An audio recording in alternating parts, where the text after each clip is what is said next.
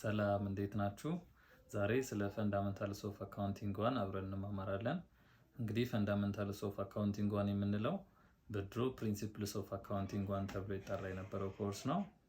እንግዲህ ዛሬ የዚህን ኮርስ የመጀመሪያ ቻፕተር የሆነውን ኢንትሮዳክሽን ቱ አካውንቲንግ ኤንድ ቢዝነስ የሚለውን ይዤላችሁ መጥቻለሁ። በዚህ ቻፕተር ወደ 6 የሚጠጉ ለርኒንግ ኦብጀክቲቮች አሉ። ለዛሬ ቪዲዮአችን ግን ወደ 3 ያክሉን ለርኒንግ ኦብጀክቲቭ አብረን የምናይ ይሆናል ማለት ነው። ይሄ ቪዲዮ ለአካውንቲንግ፣ ለኢኮኖሚክስ፣ ለማኔጅመንት እንዲሁም ለማርኬቲንግ ተማሪዎች ይሆናል። አብረን እንቆይ።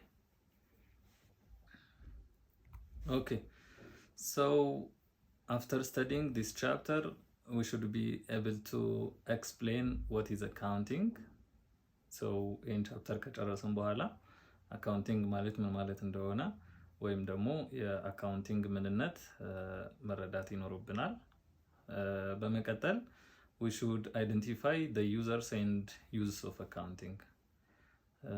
ሌላው ደግሞ የአካውንቲንግ ኢንፎርሜሽንን ማን እንደሚጠቀም ወይም ደግሞ የአካውንቲንግ ኢንፎርሜሽን ተጠቃሚዎች እነማን እንደሆኑና ስለ አካውንቲንግ ጥቅምም አብረን የምናየው ይሆናል ማለት ነው።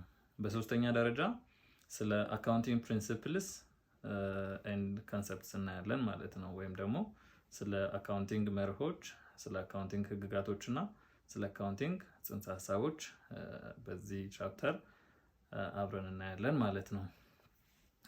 ኦኬ ሶ ወደ መጀመሪያው ለርኒንግ ኦብጀክቲቭ ስንመጣ የምናገኘው አካውንቲንግ ማለት ምን ማለት ነው የሚለውን ነው ማለት ነው። ሶ accounting is the process of identifying, measuring, recording, classifying, summarizing and communicating the economic events of an organization to interested users. So accounting ማለት እንግዲህ የአንድን ድርጅት የሂሳብ እንቅስቃሴ የመለየት፣ የመለካት፣ የመመዝገብ፣ ክላሲፋይ የማድረግ ወይም ደግሞ የመመደብ፣ የማጠቃለል እንዲሁም ለአካውንቲንግ ኢንፎርሜሽን ተጠቃሚዎች የማቅረብና ከአካውንቲንግ ኢንፎርሜሽን ተጠቃሚዎች ጋር ኮሙኒኬት የማድረግ አጠቃላይ ሂደት አካውንቲንግ ተብሎ ይጠራል ማለት ነው። እንግዲህ እነዚህ ሁሉም የአካውንቲንግ ስቴፖች ናቸው። ሁሉንም ስቴፖች አንድ ባንድ የምናየው ይሆናል ማለት ነው። ኦኬ ሶ የመጀመሪያው አካውንቲንግ ስቴፕ ምንድነው? አይደንቲፋይንግ ዘ ቢዝነስ ትራንዛክሽን ነው። እንግዲህ በዚህ ቻፕተር ደጋግመን የምንጠቀመው ቃል አለ። ይሄ ምንድነው? ትራንዛክሽን የሚለውን ቃል እንጠቀማለን። ሶ በአካውንቲንግ ትራንዛክሽን ማለት በድርጅቱ ሀብት፣ በድርጅቱ የተጣራ ሀብት፣ በድርጅቱ ዕዳ እንዲሁም በድርጅቱ ገቢና ወጪ ላይ ተጽዕኖ ሊያሳድር የሚችል ማንኛውም አይነት ግብይት ትራንዛክሽን ብለን እንጠራዋለን ማለት ነው። ስለዚህ የመጀመሪያው አካውንቲንግ ስቴፕ ምንድነው? እነዚህን ትራንዛክሽኖች አይደንቲፋይ ማድረግ ነው ማለት ነው። ሶ the first step in accounting is identifying the business transaction, right? So identifying means selecting those events that are considered as evidence of economic activity relevant to a particular organization, right? ስለዚህ በድርጅቱ ላይ ተጽዕኖ ሊያሳድሩ ወይም ደግሞ ለድርጅቱ ጠቃሚ ናቸው የተባሉ ግብይቶችን መለየት የመጀመሪያው አካውንቲንግ ስቴፕ ነው ማለት ነው። ለምሳሌ ለሰራተኞች ከሆነ ደሞዝ የከፈለው አይደንቲፋይ ያደረግነው የሂሳብ እንቅስቃሴ ወይም ትራንዛክሽን ምንድነው ማለት ነው? ፔመንት ኦፍ ሳላሪ ነው ማለት ነው። ማሽነሪ ከሆነ የገዛው ድርጅቱ አይደንቲፋይ ያደረግነው ትራንዛክሽን ፐርቼዝ ኦፍ ማሽነሪ ነው ማለት ነው። ስለዚህ የመጀመሪያው አካውንቲንግ ስቴፕ የሂሳብ እንቅስቃሴውን አይደንቲፋይ ማድረግ ነው ማለት ነው። ኦኬ በሁለተኛ ደረጃ አንድ ጊዜ ሂሳብ እንቅስቃሴውን ከለየን በኋላ ሁለተኛው አካውንቲንግ ስቴፓችን ደግሞ ምንድነው? ሜጀር ማድረግ ነው ማለት ነው። ሶ once we identify the business transaction, the next step is measuring that transaction. ስለዚህ the identified transaction has to be measured in terms of money value.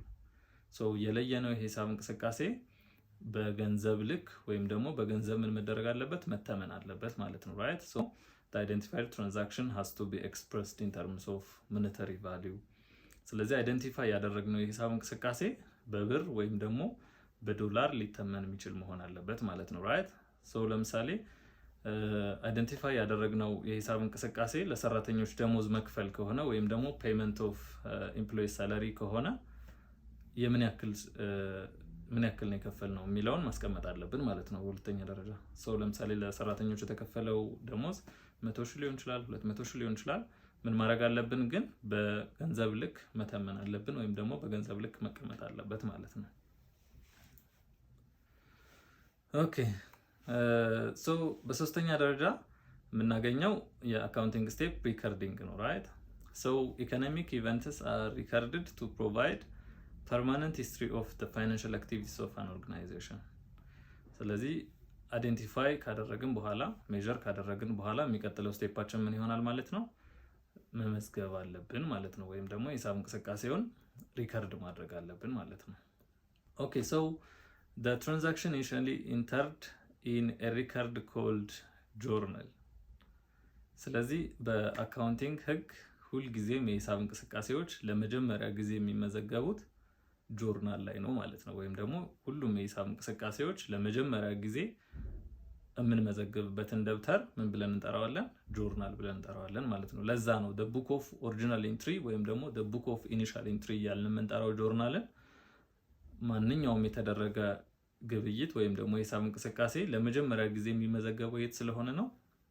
ጆርናል ላይ ስለሆነ ነው ማለት ነው ኦኬ ሌላው የአካውንቲንግ ስቴፕ ክላሲፋይንግ ኤንድ ሰመራይዚንግ ነው ሶ ክላሲፋይንግ ስንል ምን ማለት ነው ተመሳሳይ ባህሪ ያላቸውን የሂሳብ እንቅስቃሴዎች አንድ ቦታ እንመዘግባለን ሌላ ተመሳሳይ ባህሪ ያላቸውን የሂሳብ እንቅስቃሴዎች ደግሞ ሌላ ቦታ እንመዘግባለን ይህም ማለት ተመሳሳይ ባህሪ ያላቸውን የሂሳብ እንቅስቃሴዎች አንድ ደብተር ላይ እንመዘግባለን ሌላ ተመሳሳይ ባህሪ ያላቸውን የሂሳብ እንቅስቃሴዎች ደግሞ ሌላኛው ደብተር ላይ እንመዘግባለን ማለት ነው እነዚህን ሁለት ደብተሮች ሌጀር ብለን እንጠራቸዋለን ማለት ነው እንግዲህ ቀድም እንዳልነው የሂሳብ እንቅስቃሴ ለመጀመሪያ ጊዜ የሚመዘገብበት ደብተር ጆርናል ብለን ነው የምንጠራው ነገር ግን ጆርናል ላይ የተመዘገቡ የሂሳብ እንቅስቃሴዎችን እንደየባህሪያቸው ሌጀር ላይ አምጥተን እናረጋቸዋለን እንመዘግባቸዋለን ማለት ነው ሶ ክላሲፋይ ካደረግን በኋላ የሚቀጥለው ስቴፕ ምንድነው የሚሆነው ሰመራይዝ ማድረግ አለብን ማለት ነው say for example ሴልስ ሪቪኒው የሚል አካውንት አለን እዚህ ጋር ሶ ሴልስ ሪቪኒው ከወሩ መጀመሪያ እስከ ወሩ መጨረሻ ድረስ ያለው የሴልስ ሪቪኒው አካውንት ቶታል ሰመራይዝ እናደርገው ስንት ይሆናል 200 ሺህ ይሆናል የሳላሪ ኤክስፔንስ ደግሞ ለምሳሌ ሳላሪ ኤክስፔንስ የሳላሪ ኤክስፔንስ ተመሳሳይ ባህሪ ያላቸው የሂሳብ እንቅስቃሴዎች ተመዝግበው ያለን ቶታል አካውንት ባላንስ ደግሞ 85000 ነው ሶ ከዚህ በመነሳት ፋይናንሻል ስቴትመንት ማዘጋጀት እንችላለን ወይም ደግሞ ሪፖርቶችን ጀነሬት ማድረግ እንችላለን ማለት ነው ለምሳሌ ከዚህ በመነሳት ኢንካም ስቴትመንት ወይም ደግሞ ስቴትመንት ኦፍ ፕሮፊት ኤንድ ሎስ ማዘጋጀት ይቻላል ማለት ነው ምክንያቱም ያለን ሴልስ ሪቪኒው ወይም ደግሞ ገቢያችን ስንት ነው 200 ሺህ አለ ኤክስፔንሳችን ወይም ወጫችን 85000 አለ ሶ ኔት ኢንካማችን እዚህ ጋር ስንት ነው ማለት ነው ወይም ትርፋችን 115000 ያክል ትርፍ አግኝተናል ማለት ነው ሶ ከዚህ ሪፖርት በመነሳት ወይም ደግሞ ይሄን ፋይናንሻል ሪፖርት በመያዝ ከፋይናንሻል ስቴትመንት ተጠቃሚዎች ወይም ደግሞ ከአካውንቲንግ ኢንፎርሜሽን ዩዘርስ ጋር ኮሙኒኬት ማድረግ እንችላለን ማለት ስለዚህ የመጨረሻው ስቴፕ ምንድነው ኮሙኒኬት ማድረግ right so finally the company communicates the collected information to interested users by means of accounting reports right ስለዚህ አካውንቲንግ ሪፖርቶችን ጀነሬት አድርገናል ሶ የመጨረሻው ስቴፕ የሚሆነው ምንድነው ድርጅቱ ይሄን ፋይናንሻል ሪፖርት በመያዝ ከአካውንቲንግ ኢንፎርሜሽን ዩዘርስ ጋር ኮሙኒኬት ማድረግ ይችላል ማለት ነው right okay so in general sense accounting is a language of business because it is a means by which business information is communicated to stakeholders right so ለዛ ነው accounting is language of business ወይም ደግሞ የቢዝነስ ቋንቋ ነው የምንለው አካውንቲንግ ኢንፎርሜሽንን ከአካውንቲንግ ኢንፎርሜሽን ተጠቃሚዎች ጋር ኮሙኒኬት የምናደርግበት መንገድ ስለሆነ አካውንቲንግ ላንጉዌጅ ኦፍ ቢዝነስ የሚባለው ለዛ ነው ማለት ነው ወይም ደግሞ ስለ አንድ ድርጅት የሂሳብ እንቅስቃሴ ወይም ደግሞ ስለ አንድ ድርጅት አጠቃላይ እንቅስቃሴ መረጃ ለአካውንቲንግ ኢንፎርሜሽን ተጠቃሚዎች ወይም ደግሞ ለስቴክሆልደርስ ኢንፎርሜሽን ፕሮቫይድ ስለሚያደርግልን ለዛ ነው አካውንቲንግ ላንጉዌጅ ኦፍ ቢዝነስ እያለን የምንጠራው ማለት ነው This diagram shows the activities of the accounting process.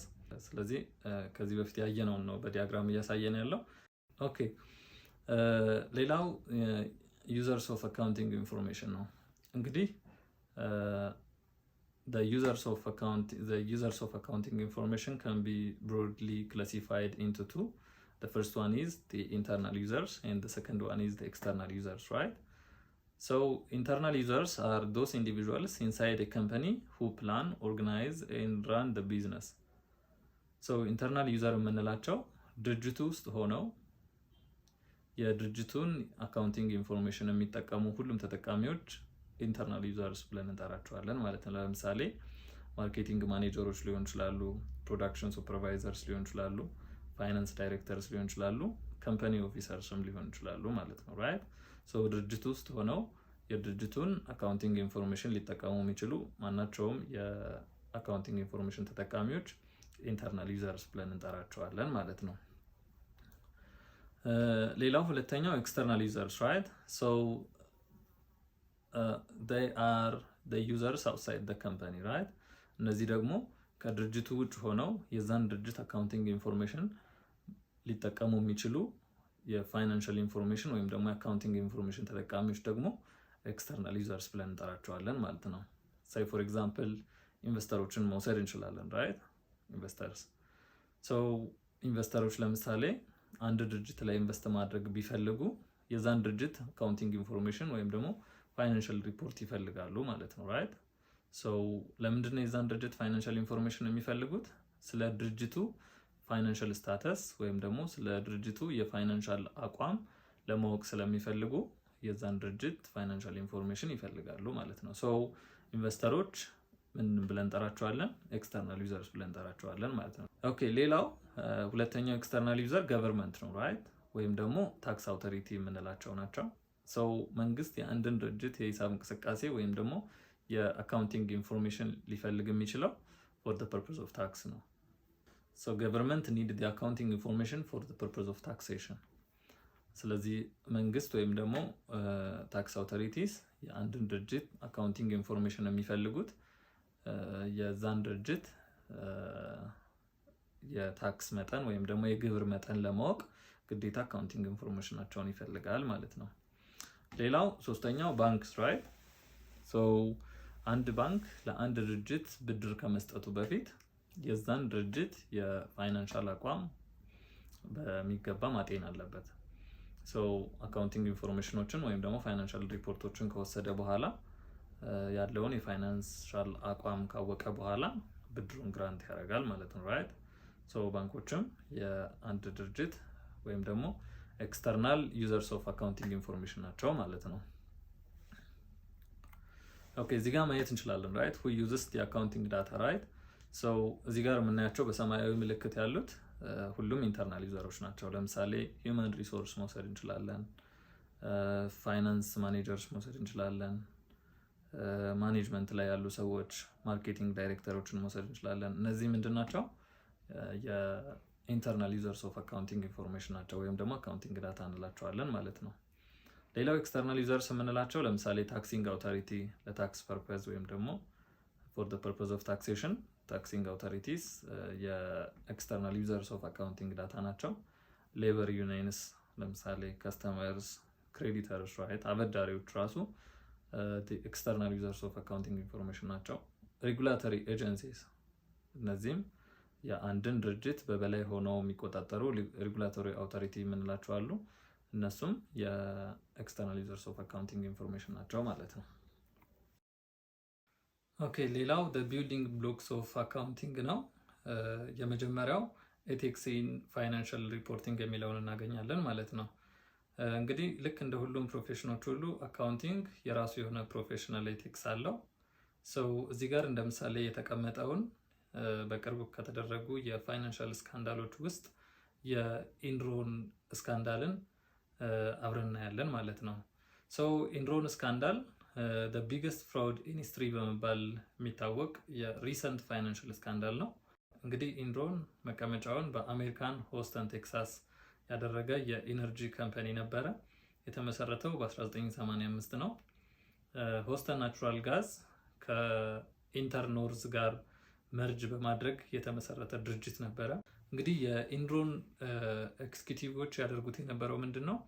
የአካውንቲንግ ሊሚቴሽንን ወይም ደግሞ የአካውንቲንግ ክፍተትን በመጠቀም የድርጅቱን ኢርኒንግ ሚስ ሪፕሬዘንት በማድረግ እንዲሁም የድርጅቱን ባላንስ ሺት ሞዲፋይ በማድረግ ፋቮራብል የሆነ ፐርፎርማንስ እንዲኖረው በማድረግ የአኔቲካል የሆነ የአካውንቲንግ ፕራክቲስ ይከተሉ ነበር ማለት ነው። ወይም ደግሞ ድርጅቱ ያሉትን የካምፓኒ ሪቪኒዎች ኢንፍሌት በማድረግ ወይም ደግሞ የድርጅቱን ማሲቭ የሆነ ሎስ ወይም ደግሞ ማሲቭ የሆነ ደብት በመደበቅ ፋይናንሻል ሪፖርቶችን ወይም ደግሞ ፋይናንሻል ስቴትመንቶችን ያዘጋጁ ነበር ማለት ነው። ያ ፋይናንሻል ስቴትመንት ደግሞ በጣም ኮምፕሌክስ የሆነ ትራንዛክሽን ስለነበረው ለሼር ሆልደሮችም ይሁን ለፋይናንሻል አናሊስት በጣም አስቸጋሪ ነበረ ማለት ነው። ሶ ይሄ ድርጅት ስቶክ ፕራይሱ በ2000 በፈረንጆች ፍራውዱ ከመከሰቱ በፊት $90.56 ፐር ሼር ይሸጥ ነበረ። ነገር ግን በዚህ ፍራውድ ምክንያት የዚህ ድርጅት የፕራይስ ፐር ሼር ከ90.56 ወደ $15 ዝቅ እንዲል ሆኗል ማለት ነው። ስለዚህ ከዚህ ምንድነው የምንማረው? ፋይናንሻል ሪፖርቶችን ስናዘጋጅ ፕሮፌሽናል ኤቲክስ አንዱ የቢልዲንግ ብሎክስ ኦፍ አካውንቲንግ መሆኑን መገንዘብ ይኖርብናል ማለት ነው። ሌላው አካውንቲንግ ስታንዳርድስ ነው። እንግዲህ ሁለት ዋና ዋና የአካውንቲንግ ስታንዳርድ ቦርዶች አሉ። የመጀመሪያው ኢንተርናሽናል አካውንቲንግ ስታንዳርድ ቦርድ የምንለው ነው። ይሄ ኢንተርናሽናል አካውንቲንግ ስታንዳርድ ቦርድ የምንለው የኢንተርናሽናል ፋይናንሻል ሪፖርቲንግ ስታንዳርዶችን ኢሹ የሚያደርግ ተቋም ነው። ሌላው ደግሞ ፋይናንሻል አካውንቲንግ ስታንዳርድ ቦርድ የምንለው ወይም ደግሞ ፋዝብ የምንለው ነው። ይሄኛው ደግሞ ጀነራል አክሴፕትድ አካውንቲንግ ፕሪንሲፕልስ የሚባሉትን እነዚህን ኢሹ የሚያደርግ ሌላ ተቋም ነው ማለት ነው። ራይት። ስለዚህ የአካውንቲንግ ፕሪንሲፕልስ ኤንድ ኮንሰፕትስ ከነዚህ ሁለት ትልልቅ የአካውንቲንግ ስታንዳርድ ቦርዶች የሚመነጭ ነው ማለት ነው። ኦኬ ሶ ሌትስ ካም ቱ ዲ አካውንቲንግ ፕሪንሲፕልስ ኤንድ ኮንሰፕትስ ራይት። ሶ ቤዚካሊ በጣም ብዙ የአካውንቲንግ ፕሪንሲፕልስ ኤንድ ኮንሰፕትስ ነው ያሉት። ነገር ግን በዚህ ቪዲዮ ቢያንስ ወደ 6 ያህሉን ብቻ ነው ያካተትኳቸው። ሌሎችን ደግሞ በሚቀጥለው ሴሽናችን ማየት እንችላለን። ኦኬ ሶ the accounting principles and concepts are a set of rules and guidelines used in preparing the financial reports.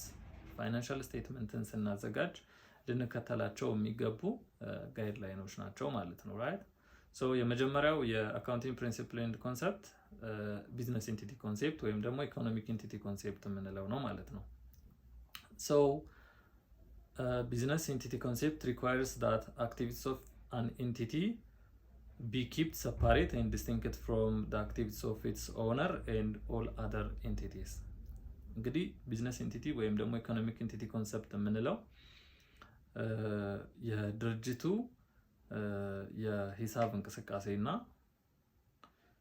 የድርጅቱ ባለቤት የሂሳብ እንቅስቃሴ ለየብቻ ነው መመዝገብ ያለበት ብሎ ያምናል። ራይት። ለምሳሌ አንድ ድርጅት ሊኖረን ይችላል።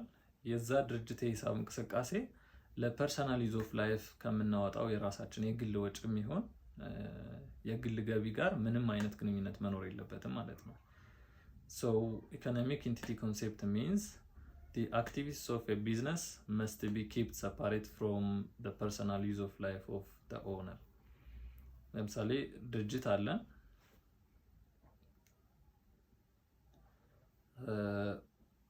ኦነሩ ደግሞ አለን። ራይት።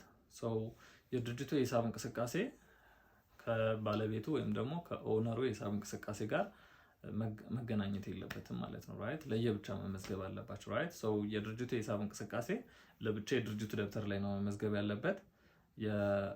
የኦነሩ የሂሳብ እንቅስቃሴ ደግሞ የራሱ የኦነሩ የሂሳብ እንቅስቃሴ በራሱ መመዝገብ አለበት ማለት ነው። ያ ማለት የድርጅቱ የሂሳብ እንቅስቃሴ ለብቻ መያዝ አለበት ማለት ነው። በሁለተኛ ደረጃ የምናገኘው ሞኔተሪ ዩኒት ነው።